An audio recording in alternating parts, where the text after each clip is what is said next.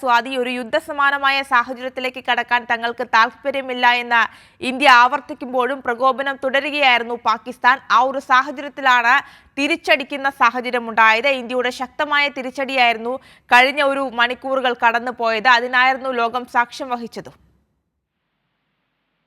തീർച്ചയായും അത്തരത്തിൽ തന്നെയാണ് പാകിസ്ഥാനെതിരെ കടുത്ത പ്രത്യാക്രമണം നടത്തേണ്ടി വന്ന ഒരു ഘട്ടം, അല്ലെങ്കിൽ പ്രതിരോധിക്കുന്നതിന് വേണ്ടിയാണെങ്കിൽ അത്തരത്തിലുള്ള പ്രത്യാക്രമണത്തിലേക്ക് തന്നെയാണ് ഇന്ത്യ കടന്നിട്ടുള്ളത്. കഴിഞ്ഞ കുറെ മണിക്കൂറുകളായി നടക്കുന്ന ഈ അതിർത്തി പ്രദേശങ്ങളിലും അതോടൊപ്പം അതിർത്തി പങ്കിടുന്ന സംസ്ഥാനങ്ങളിലടക്കം നടക്കുന്ന മിസൈൽ ആക്രമണം, പാകിസ്ഥാൻ പ്രത്യേകിച്ചും ഇന്ത്യയുടെ സൈനിക താവളങ്ങളൊക്കെയും ലക്ഷ്യം വെച്ച് നടത്തിയ മിസൈൽ ആക്രമണങ്ങളെയും ഡ്രോൺ ആക്രമണങ്ങളെയൊക്കെയും പൂർണ്ണമായും തടുക്കാൻ വേണ്ടി ഇന്ത്യ വലിയ തരത്തിലുള്ള ശ്രമം നടത്തുന്നു എന്നുള്ളതാണ് പറയാനുള്ളത്. അതിനിടെ തന്നെ പാകിസ്ഥാന്റെ തലസ്ഥാനമായിട്ടുള്ള ഇസ്ലാമാബാദിൽ ഇന്ത്യ മിസൈൽ ആക്രമണം നടത്തേണ്ടി വരുന്ന സാഹചര്യം വരെ എത്തി നിന്നിട്ടുണ്ട്. എന്തായാലും ലാഹോറിനെ ലക്ഷ്യമിട്ടും ഇന്ത്യ കനത്ത തിരിച്ചടികൾ നൽകുന്നു. സിയാൽകോട്ടിൽ ഇന്ത്യ തിരിച്ചടിക്കുന്നു. കറാച്ചിയിൽ വലിയ സൈനിക നീക്കം ശക്തമാക്കുന്ന സാഹചര്യം, പാകിസ്ഥാന്റെ എയർബേസ് ആൻഡ് കൺട്രോൾ സിസ്റ്റം വരെയും തകർക്കുന്ന തരത്തിലേക്ക് അത്തരത്തിലുള്ള പ്രകോപനങ്ങൾ പാകിസ്ഥാന്റെ ഭാഗത്തുനിന്നുണ്ടാവുകയാണ്. നിലവിൽ പ്രതിരോധ വകുപ്പ് മന്ത്രി രാജ്നാഥ് സിംഗ് ഒക്കെയും ഈ വിഷയങ്ങളിൽ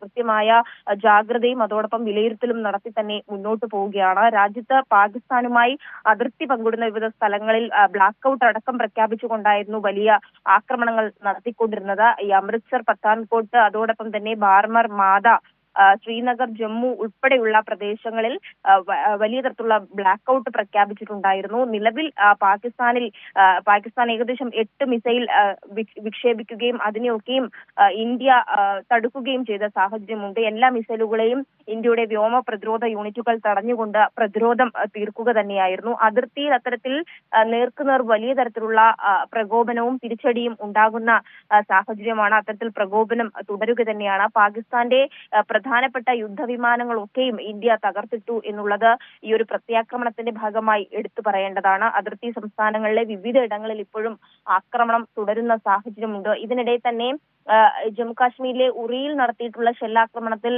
ഒരു സ്ത്രീ കൊല്ലപ്പെട്ടു എന്നുള്ള ലഭ്യമാകുന്നുണ്ട്. അതിർത്തി സംസ്ഥാനങ്ങളിൽ വിവിധ ഇടങ്ങളിൽ തന്നെ ഇത്തരത്തിൽ ആക്രമണം നടത്തുന്നതിന്റെ ഭാഗമായി വിവിധ സിവിലിയൻസ് കാര്യമായി ആക്രമിക്കപ്പെടുന്നുണ്ട് എന്നുള്ളതാണ് ഈ ഘട്ടത്തിൽ മനസ്സിലാകുന്നത്. അതിർത്തി കടന്നെത്തിക്കൊണ്ട് ഇന്ത്യ ആക്രമിച്ച പൈലറ്റുമാർ 2 പേർ പിടിയിലായിരുന്നു.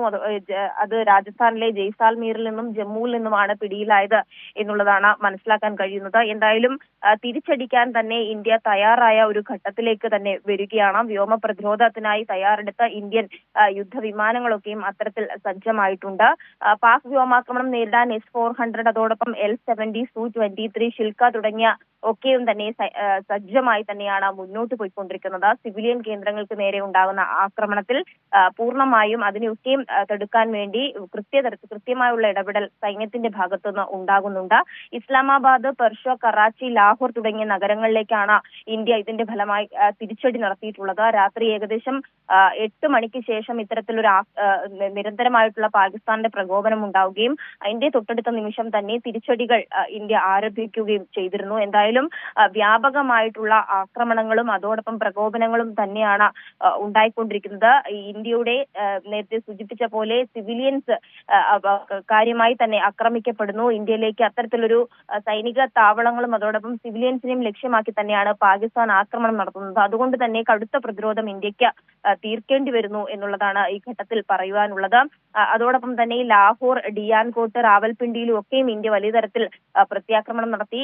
പ്രധാനമന്ത്രിയുടെ വസതിക്ക് അടുത്തുവരെ ഏകദേശം 20 കിലോമീറ്റർ അടുത്തുവരെ ഇന്ത്യ മിസൈൽ വർഷിക്കുന്ന സാഹചര്യം ഉണ്ടായി. വളരെ ഒരു ആക്രമണാസക്തമായിട്ടുള്ള അല്ലെങ്കിൽ സംഘർഷഭരിതമായ ഘട്ടങ്ങൾ തന്നെയാണ് കഴിഞ്ഞ കുറെ മണിക്കൂറുകളായി നടന്നുകൊണ്ടിരുന്നത്.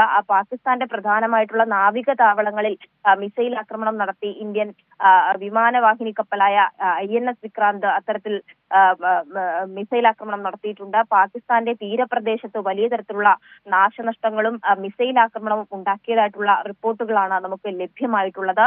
പാകിസ്ഥാനിലെ കറാച്ചി, ഒർമാര തുറമുഖങ്ങളിൽ INS വിക്രാന്ത് 1-ലധികം മിസൈലുകൾ വിക്ഷേപിച്ചിരുന്നു. ആക്രമണങ്ങൾ 2 ഉണ്ടാവുകയും വലിയ നാശനഷ്ടങ്ങൾ, തീപിടുത്തം ഉൾപ്പെടെ ഉണ്ടാകുന്ന സാഹചര്യം കറാച്ചി തുറമുഖത്തിന്റെ പ്രധാന ഭാഗങ്ങളെല്ലാം തന്നെയും കത്തി നശിച്ചു എന്നുള്ള വിവരങ്ങൾ തന്നെയാണ് നമുക്ക് ലഭ്യമായിട്ടുള്ളത്. അതുകൊണ്ട് തന്നെ ഈ തീരപ്രദേശങ്ങളിൽ താമസിക്കുന്ന ആളുകളെ മറ്റ് ഇടങ്ങളിലേക്ക് പലായനം ചെയ്തതായും റിപ്പോർട്ടുകളുണ്ട്. നേരത്തെ സൂചിപ്പിച്ചതുപോലെ പ്രധാനമന്ത്രി ഷഹബാസ് ഷെരീഫിന്റെ വസതിക്കടക്കം ഉഗ്രസ്ഫോടനം നടന്നതായുള്ള വിവരങ്ങൾ തന്നെയാണ് ലഭിക്കുന്നത്.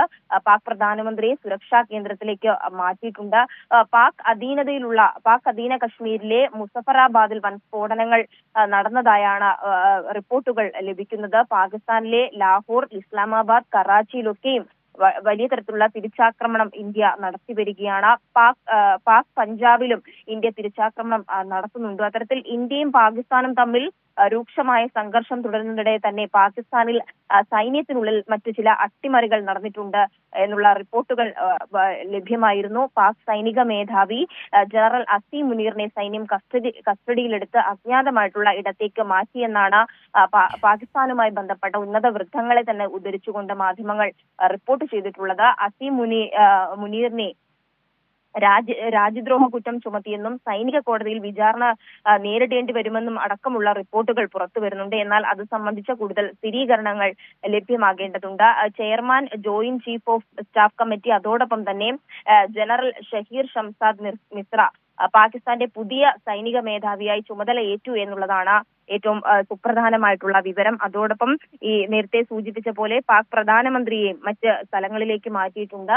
നിരവധിയായിട്ടുള്ള നഷ്ടങ്ങൾ പാകിസ്ഥാനെ സംബന്ധിച്ച് ഉണ്ടായിട്ടുണ്ട്. പെഷവാർ, കറാച്ചി, ഇസ്ലാമാബാദ്, കോട്ലി തുടങ്ങിയിടങ്ങളിൽ വലിയ സ്ഫോടനങ്ങൾ തന്നെയാണ് ഉണ്ടായിട്ടുള്ളത്. എന്തായാലും മണിക്കൂറുകൾ നീണ്ടു നിൽക്കുന്ന ഒരു സംഘർഷം തന്നെയാണ് ഈ ഒരു പാകിസ്ഥാൻ ഇന്ത്യ അതിർത്തി മേഖലകളിൽ തുടരുന്നത്. മിസൈൽ ആക്രമണങ്ങളും യുദ്ധവിമാനങ്ങളും ഒക്കെയും തരിപ്പണമാക്കുമ്പോഴും വലിയ നഷ്ടങ്ങൾ ഇരു ഭാഗത്തും ഉണ്ടാകുന്നുണ്ട്. പാകിസ്ഥാനെ സംബന്ധിച്ച് വലിയ തരത്തിലുള്ള നാശനഷ്ടങ്ങൾ, കറാച്ചിയിൽ ഉൾപ്പെടെ വലിയ നാശനഷ്ടങ്ങൾ ഉണ്ടാകുന്നത് പാകിസ്ഥാനെ സംബന്ധിച്ച് കനത്ത തിരിച്ചടി തന്നെയാണ്. ഇത്തരത്തിൽ ആക്രമണങ്ങളും സംഘർഷങ്ങളും ഉണ്ടായിരിക്കുന്ന ഘട്ടത്തിൽ സൈന്യത്തിന് എല്ലാ പൂർണ്ണ അധികാരവും നൽകിക്കൊണ്ട് ഇന്ത്യ മുന്നോട്ട് പോവുകയും ഇതെല്ലാം തന്നെയും പ്രതിരോധ വിഭാഗവും പ്രതിരോധ മന്ത്രി ഉൾപ്പെടെയുള്ളവർ ഇതെല്ലാം നിരീക്ഷിച്ചു വരികയും കൃത്യമായ നിർദ്ദേശങ്ങൾ കൈമാറുകയും ചെയ്യുന്നുണ്ട്. കഴിഞ്ഞ രാത്രിയോട് കൂടി ആരംഭിച്ചിട്ടുള്ള ഈ തുടരെയുള്ള പ്രകോപനത്തിന് മറുപടി അപ്പോൾ തന്നെയും ഇന്ത്യൻ സൈന്യം നൽകുന്ന സ്ഥിതി തന്നെയാണ് ഉള്ളത്. അത്തരത്തിൽ ആക്രമണം വിവിധയിടങ്ങളിൽ തുടരുന്നു. അതോടൊപ്പം നേരത്തെ ചൂണ്ടിക്കാണിച്ച പോലെ ഈ ഷെല്ലാക്രമണത്തിൽ സിവിലിയൻസ് ആക്രമിക്കപ്പെടുകയും ഉറിയിലടക്കം ഒരു സ്ത്രീ മരണപ്പെട്ടു എന്നുള്ള വാർത്തയാണ് ഒടുവിലായി ലഭ്യമായിട്ടുള്ളത്.